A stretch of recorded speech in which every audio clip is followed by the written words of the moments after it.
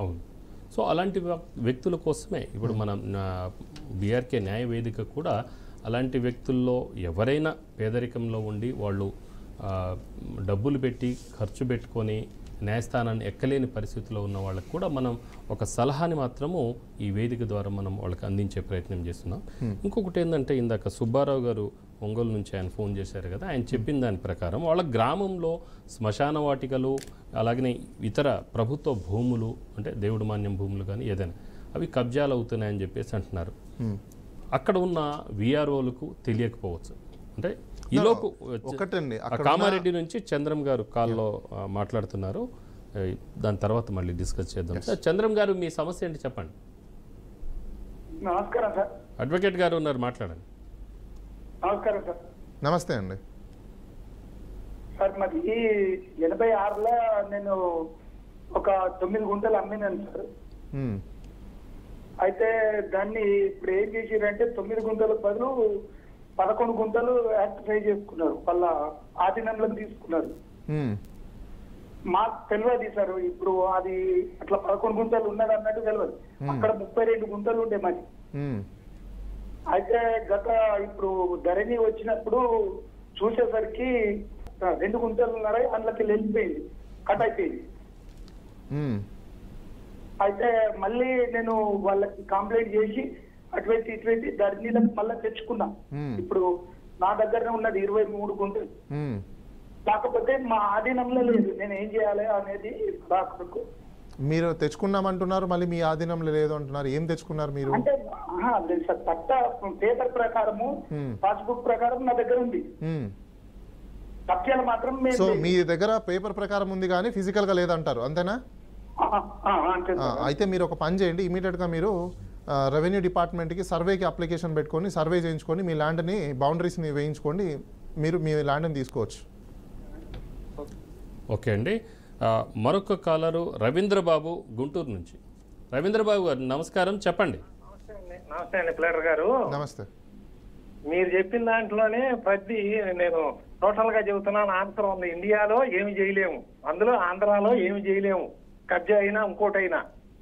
మీరు తర్వాత sir hello చెప్పండి వింటున్నాం. తర్వాత మీరు చెప్పారు లేనాళ్ళు ఇబ్బందుల్లో ఉన్నాళ్ళు కోర్టు సాయం చేసిద్దండి. కోర్టు సాయం చేయమని ఎవరు అడగరు, ప్లేడర్ను పెట్టుకుంటారు. ఇవాళ ఖర్చులను బట్టి ఎవరో తెలియనాళ్ళు తప్పితే ఫీజు ఎంత అవుతుందని బాధపడరు, న్యాయం జరగట్లేదని బాధపడతారు. రెండోది, ఇప్పుడు మీరు ప్లేడర్ గారే కదా, మీరేమనుకోవద్దు, కోర్టులో వాయిదా వేస్తే 20 ఏళ్ళు పట్టిద్దో 30 ఏళ్ళు పట్టిద్దో అతను ఉంటాడో లేదో తెలియట్లా. ఎందుకంటే మా అనుభవంతో చెబుతున్నా, ఒకరోజు వాది ప్లేడర్ వాయిదా అడుగుతాడు, ఒకరోజు ప్రతివాది ప్లేడర్ వాయిదా అడుగుతాడు. జడ్జి గారు సెలవు, ట్రైనింగ్, రైలు రోకో, రాస్తా రోకో, ఇది సరిపోతుంది, న్యాయం జరగట్లా. సరే, అసలు విషయం ఏంటంటే మా విషయము, మాకు ట్రస్ట్ తరఫున భూమి ఉంది. ఆ ట్రస్ట్ తరఫున భూమి ఉంటే వాళ్ళు ఏం చేశారంటే మా ట్రస్ట్ వాళ్ళకి ఇన్ఫార్మ్ చేయకుండా తెలియకుండా 17 ఎకరాలు 96 సెంట్లు అయితే 15 ఎకరాలు పట్టాలు ఇచ్చారు. దానిలో 2 ఎకరాలు 96 సెంట్లు మిగిలిపోయింది. ఒకసారేమో మీదేనో మీ సొంతమేమో అని ఎంఆర్ఓ గారు సంతకం పెట్టి స్టాంప్ వేసి ఇస్తాడు. మళ్ళీ ఒక సైడ్ ఏం చేస్తారు, కోర్టుకి వెళ్ళి అది గవర్నమెంట్ ల్యాండ్ అని చెప్తారు. సరే, మేము ఫైట్ చేసాం. తర్వాత అక్కడే ఈ పట్టా తీసుకున్న అతను కుటుంబానికి 20 సెంట్లు ఇస్తే ఆ 20 పక్కన ఒకటి పెట్టి నాకు 1.20 ఇచ్చారని చెప్పి కోర్టులో వేసాడు కేసు. ఆ కేసు వేస్తే మేము ఒక అతనికి ప్రైవేట్ గా ఊరకనే చేసుకోమని ఇచ్చాం, మా మిగతా పొలం కనిపెట్టుంటాడని. చట్టం ఎట్లుందంటే, వేస్తే ట్రస్ట్ పేరుతోటి ట్రస్ట్ మేనేజింగ్ ట్రస్టీ ఎవరో అతని పేరో లేకపోతే సభ్యుడి పేరో వేయాలి. నేను ఎందుకు చెబుతున్నానంటే, మీకు కోపం వచ్చిందేమో, ప్లేడర్ గారి దగ్గరకు పోయి నేను ఇదే డిస్కస్ చేసి, ఏమండి పొలం మాది. ఓకే, మీరు క్లుప్తంగా చెప్పండి సార్. అడ్వకేట్ గారికి అర్థమైంది ఆల్రెడీ మీరు అడ్వకేట్ ని అప్రోచ్ అయి ఉన్నారు కాబట్టి, ట్రస్ట్ అంటే పబ్లిక్ కి సంబంధించిన ప్రాపర్టీ కాబట్టి ట్రస్టీలో వేయాలని ఏం లేదండి. ఇంట్రెస్టెడ్ పర్సన్ ఎవరైనా కూడా ట్రస్ట్కి సంబంధించిన ప్రాపర్టీలు ఎవరైనా అన్యాక్రాంతం అవుతున్నప్పుడు, ఇల్లీగల్గా ఎవరైనా ఆక్యుపై చేసుకుంటున్నప్పుడు దాన్ని సేవ్ చేయడం కోసము గుడ్ ఇంటెన్షన్తో ఎవరైనా కూడా కేసు వేసి దాన్ని కాపాడే అవకాశాలు అయితే ఉంటాయి, వాళ్ళు చేయొచ్చు. ఓకే, ఓకే, థ్యాంక్ యూ అండి. ఇంకో కాలర్ ఉన్నారు ఆలేరు నుంచి, సుభాకర్ రెడ్డి గారు. సుభాకర్ రెడ్డి గారు చెప్పండి మీ సమస్య ఏంటి. హలో సార్, చెప్పండి, అడ్వకేట్ గారు ఉన్నారు, మాట్లాడండి. అది మాది భూమి మీరు 2000 కొన్నామండి. అది ఒక నెంబర్లా 18 ఎకరాలు ఉంటే అందులో 3 ఎకరాల 4 ఎకరాల భూమి మేము మాకు అందులో రిజిస్ట్రేషన్ అయింది. 20 ఏళ్ళ నుంచి పాస్బుక్లు ఉన్నాయి. సో ఇప్పుడు మీ సమస్య ఏంటి చెప్పండి. అదే మాది అందులో ఎకరం భూమి కబ్జా పెట్టింది సార్. పెట్టి దాని మీద ఇంజక్షన్ ఆర్డర్ తెచ్చుకున్నాడు మా పద్ధతి. ఆయన ఇంజక్షన్ ఆర్డర్ తెచ్చుకుని మాకు పంపించండు. పంపిస్తే మేము దానికి జవాబు వేసినాము. అది ఎట్లా మీరు ఆల్రెడీ కేసు వేస్తున్నారు కాబట్టి సార్, మీ ప్లీడర్ గారిని మీరు ఒకసారి అప్రోచ్ అయితే దాన్ని తొందరగా డిస్పోజ్ చేయించమని చెప్పేసి అని మాట్లాడండి, అది తొందరగా అయిపోతుంది. ఇప్పుడు మాకైతే భూమి వస్తుంది కదా అని అడుగుతున్నాం. మీ దగ్గర డాక్యుమెంట్ పర్ఫెక్ట్గా ఉంటే మాత్రం కోర్టు ఖచ్చితంగా మీకు న్యాయం చేస్తుందండి. మరో కాలర్ ఉన్నారండి, వెంకటేశ్వర్లు కర్నూలు నుంచి మాట్లాడుతున్నారు. వెంకటేశ్వర్లు గారు చెప్పండి సార్, మీ సమస్య ఏంటో చెప్పండి. లాయర్ గారు ఉన్నారు.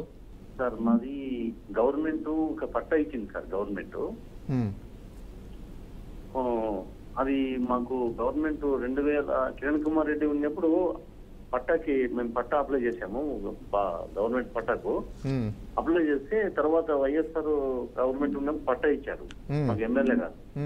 పట్టా ఇచ్చింటే ఆ పట్టా మళ్ళా వేరే వాళ్ళ పేరు పైన మాకు 2022లో పట్టా ఇచ్చింటే 2020లో వేరే వాళ్ళు పట్టా పుట్టించుకున్నారు.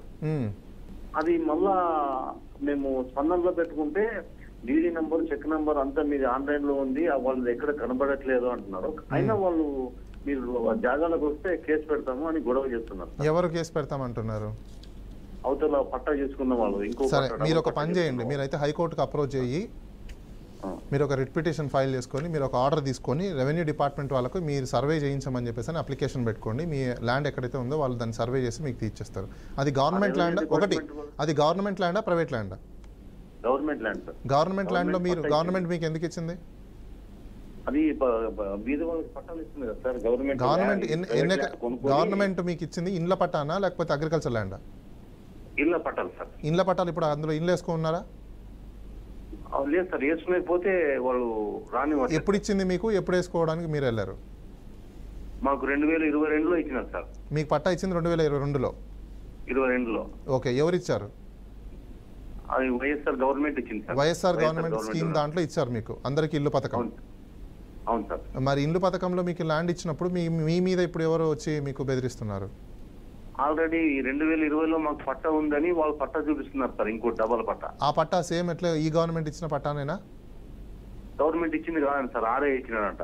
ఆర్ఐ ఇచ్చిన పట్టా చెల్లదు. వైఎస్ఆర్కి సంబంధించిన స్కీమ్లో మీకు వచ్చిన పట్టా ఏదైతే ఉంటుందో ఆ పట్టాను తీసుకుని మీరు మీ కన్సర్న్ రెవెన్యూ డిపార్ట్మెంట్లో మీరు కంప్లైంట్ పెట్టండి, ఇలా వీళ్ళు వచ్చి మీ మీద దౌర్జన్యం చేస్తున్నారు, మీ ల్యాండ్ని కాపాడమని చెప్పేసి అని. మీరు పట్టా ఇచ్చిన తర్వాత మీరు ఇల్లు వేసుకోవడానికి అదొక స్కీమ్ కాబట్టి ఆ స్కీమ్ కండిషన్స్ ప్రకారం మీరు ఫాలో అవ్వాలి. డిపార్ట్మెంట్లో కంప్లైంట్ పెట్టించుకుంటే వాళ్ళు పట్టించుకోవట్లేదు సార్. ఇప్పుడు నేను 1 year అయింది తిరిగేకి. అయితే ఒక పని చేయండి, మీరు హైకోర్టులో రిట్ పిటిషన్ వేయండి. ఒక చోట మేము కంప్లైంట్ ఇచ్చాము, వాళ్ళు పట్టించుకోవట్లేదు, దాన్ని త్వరితగతిన ఆ కంప్లైంట్ని ఫార్వర్డ్ చేసి దాన్ని విచారించి యాక్షన్ తీసుకోమని చెప్పేసి అని హైకోర్టులో మీరు రిట్ వేసుకోవచ్చండి. హైకోర్టులో వేసుకోవాలా సార్? యా. వెంకటేష్ గారు, మీకు కావాలంటే అక్కడ హైకోర్టులో మీకు ఉచిత న్యాయ సలహా అందించడానికి కూడా కొన్ని కమిటీస్ ఉంటాయి అక్కడ. సో వారిని వెళ్ళి కూడా మీరు అక్కడ ఎవరైనా లాయర్స్ ఉంటే వాళ్ళతో కలిసి మీరు ఒకవేళ మీ దగ్గర డబ్బులు మరి అంతగా లేని పక్షంలో మీరు వెళ్ళి వారిని కలిస్తే ఉచిత న్యాయం అందించే అవకాశం ఉంటుంది మీకు. ఓకేనా? సో ఇంకొక కాలర్ ఉన్నారండి, కృష్ణ గారు, మహబూబాబాద్ నుంచి. కృష్ణ గారు sir, good evening sir. Sir చెప్పండి, మీ సమస్య ఏంటో చెప్పండి.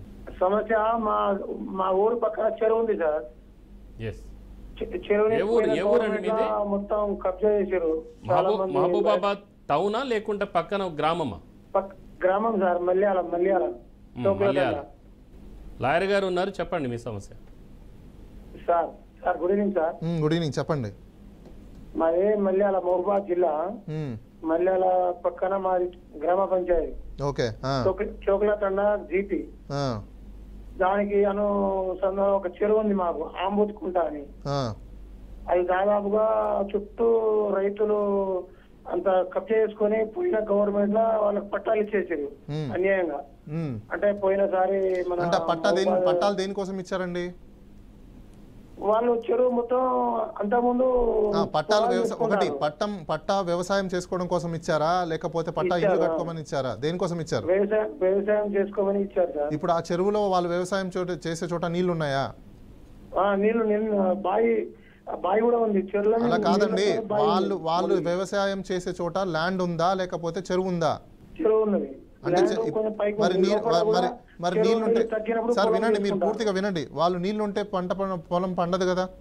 ఇప్పుడు వానాకాలం ఉంటుంది, యాసంగి ఉండదు సార్, తగ్గుతాయి. అంటే ఓన్లీ ఎప్పుడైతే ల్యాండ్ ఉంటుందో అప్పుడు వాళ్ళు పంట చేసుకుంటున్నారు, అంతేనా?